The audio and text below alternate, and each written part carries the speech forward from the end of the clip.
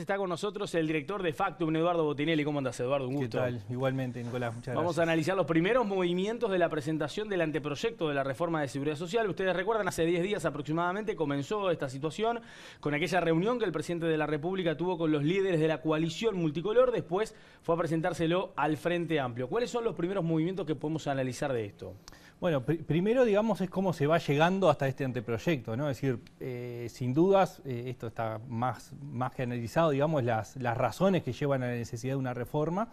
Quizás lo que existen son matices sobre la urgencia, tanto dentro de la coalición como con respecto a la postura del Frente Amplio.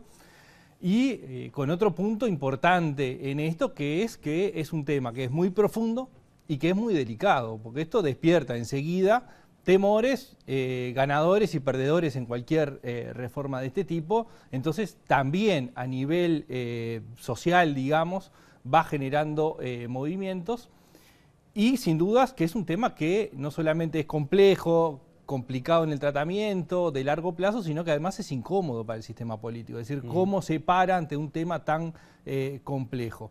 Entonces, el proceso que se dio inicialmente fue la conformación de la Comisión de Expertos en Seguridad Social, donde ahí lo que se hizo fue ampliar, digamos, las representaciones, es decir, una comisión de expertos donde estaban los distintos colectivos políticos y sociales, y ahí se elaboró primero una serie de informes intermedios y un informe final que no salió por unanimidad. Entonces ahí ya tenemos un primer matiz, es decir, cómo sale ese informe inicial de la Comisión de Expertos. El segundo es el que empezó, digamos, sobre este tramo final, que tiene que ver con la elaboración de este anteproyecto. Y digamos, entramos en una etapa que se puede considerar más política, saliendo un poco de la Comisión de Expertos, por más que esa Comisión de Expertos tenía representaciones políticas.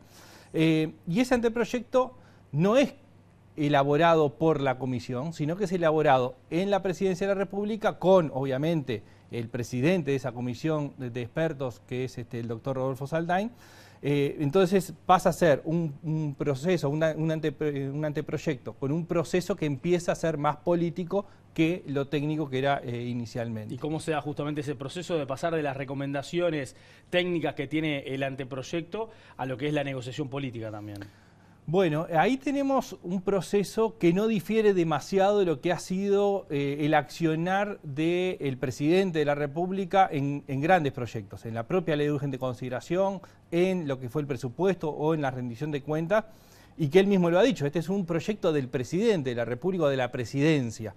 Y ahí tenemos un matiz, porque lo que implica es que el presidente, con el apoyo técnico y experto, digamos, del doctor Saldain, elaboran el anteproyecto, pero no es un proceso donde se da la discusión política en forma previa, sino que ni dentro del conjunto del sistema político ni dentro de la coalición.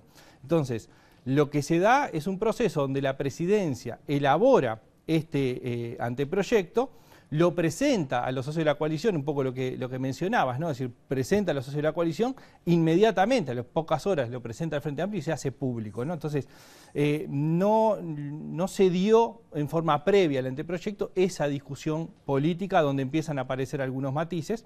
Entonces, recién ahora es que se abre de nuevo la discusión política de negociaciones, y tal como lo expresó la propia presidencia, es decir, bueno, ahora pasa al ámbito parlamentario o legislativo, digamos, para la discusión, ¿no? Bien, ¿y esa discusión política cómo se da? Bueno, lo primero a considerar es que la coalición multicolor tiene mayoría propia como para aprobar un proyecto de este tipo. Tiene el 57% de las bancas en diputados y el 57% en el Senado. Por lo tanto, con la mayoría propia podría llegar a aprobarlo. Lo que está arriba de la mesa de alguna forma es, primero, si hay o no acuerdo en la coalición con respecto al proyecto, es decir, cuánto se puede llegar a modificar o no. Y lo segundo tiene que ver más con una discusión que también se puso arriba de la mesa a partir de conocer el anteproyecto, pero también con declaraciones previas, que es la necesidad, quizás más de fondo, de buscar que un proyecto de este tipo sea considerado o aprobado con los mayores consensos posibles, ¿no? Y ahí aparece la necesidad justamente de acordar, más allá de que la coalición tenga su mayoría parlamentaria, acordarlo por fuera de la coalición, es decir, abrir el abanico hacia la oposición, hacia el Frente Amplio.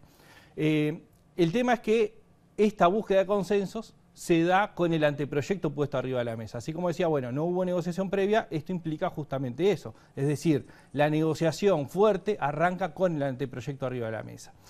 Y a medida que va pasando el tiempo se van tomando las posturas, ¿no? Es decir, si nosotros vemos un poco las primeras reacciones, el Partido Colorado y el Partido Independiente aparecen más alineados, digamos, a lo que es el anteproyecto, que es bastante normal, digamos, lo que ha sido el transcurso de este gobierno. Cabildo Abierto plantea algunos reparos, plantea también que no tiene apuros, esto lo dijo en la conferencia de prensa Manini la semana pasada, ¿no? Un poco también tensionando un poco el tema de los tiempos, que lo podemos ver un poquito más adelante. Sí, que el gobierno está un poquito más apurado, ¿no? Exactamente, bueno, que Cabildo no tiene un apuro de ese tipo, y también planteando la necesidad de que sea una política de Estado con amplio apoyo. Y el Frente Amplio tiene una postura que muestra algunas diferencias en la interna, ¿no? Hay grupos, o por lo menos dirigentes, que han salido directamente a rechazar el proyecto. Por otro lado aparece Astori valorando positivamente la forma en que se presentó como anteproyecto para la discusión, y la línea que está impulsando el presidente del Frente Amplio, Fernando Pereira, en la que no hay apuro en definirse, pero también al mismo tiempo solicitando que no haya expresiones públicas, es decir, que el Frente Amplio no tenga el sentimiento, digamos, del apuro en que se está llevando. En esto hay una especie, digamos, también de disputa en cargar responsabilidades, porque como decía al principio, esto es un tema complejo, es un tema que despierta algunos temores. Entonces el gobierno, poniendo al Frente Amplio en el apuro de tener que decidir, de alguna forma está presentando como que el Frente Amplio está trancando, y del otro lado, el Frente Amplio lo que quiere presentar, en todo caso, es que, por lo menos hasta ahora, esto es responsabilidad del gobierno, ¿no? Y cargar las tintas sobre eso. Bien, ¿cómo se analiza el tema plazos? Recién hablabas de los tiempos. Tenemos que también tener en cuenta no solamente que hay un plazo establecido, porque también hay tiempos electorales que se vienen. En 2024 ya uno empieza a preparar la campaña, ¿no? Bueno, y de hecho estamos hasta un poco adelantados en campañas, ¿no? Pues ya estamos viendo movimientos que no se veían con tanta anticipación. Posibles candidatos. Exactamente. Entonces, si nosotros comparamos lo que fue el proceso de la reforma anterior de la Seguridad Social se dio en el primer año de gobierno. Exacto. Entonces, ¿esto qué hacía? Dejaba el periodo electoral siguiente lejano en el tiempo. Pero además también hubo una búsqueda de consensos en un escenario distinto, porque el Partido Nacional y el Partido Colorado tenían los 2/3 de los votos en cada cámara, por lo tanto tenían un respaldo mayor, pero también se buscó en el diálogo generar consenso, por más que no salió en forma unánime o por lo menos con todo el apoyo. Entonces, la reforma del 96 se hizo apenas asumió el gobierno, y en este caso estamos pasada la mitad de útil, digamos, de gobierno en el periodo interelectoral. Claramente, estuvo la pandemia en el medio que afectó todos los plazos, los planes que había, pero lo que sucede es que esto empieza a discutirse ahora con la rendición de cuentas en el medio, por lo tanto el calor, digamos, de la discusión va a empezar un poco más adelante. Seguramente pase para el año que viene con las elecciones a un año, ¿no? En el horizonte cercano. Entonces, por un lado, el gobierno cumple con haber presentado el proyecto, por más que tiene matices con respecto a lo que se preveía anteriormente.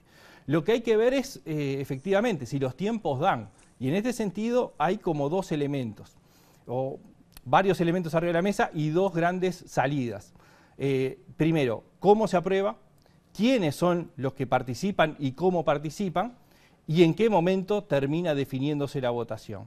Lo que parece claro es que velocidad y consensos hoy no van de la mano, ¿no? Entonces, más o menos el camino es o una búsqueda de consenso rápido que tendría que darse, que hoy no están dadas las condiciones, quizás se puedan elaborar, digamos, construir en corto plazo, o se hace en la forma rápida sin la búsqueda de consensos. Y ahí, en cualquiera de los dos casos, va a estar ese elemento del año electoral a la vuelta de la esquina. Entonces, ese es un poco el escenario que se plantea de aquí a un año, digamos, como fecha, digamos, que podemos estar previendo. Bien, teniendo en cuenta el tema fechas, el presidente de la República ha manejado públicamente que tal vez en principio hasta el 31 de agosto espera como esa especie de análisis interno que cada sector político le va a hacer, ya sean los integrantes de la coalición, como en este caso el Frente Amplio, y que después del 31 de agosto ya cada partido debería tener postura, o por lo menos si va a presentar modificaciones o plantear algunos cambios, algunas alternativas, que sea ya sobre ese límite, ¿no? O sea,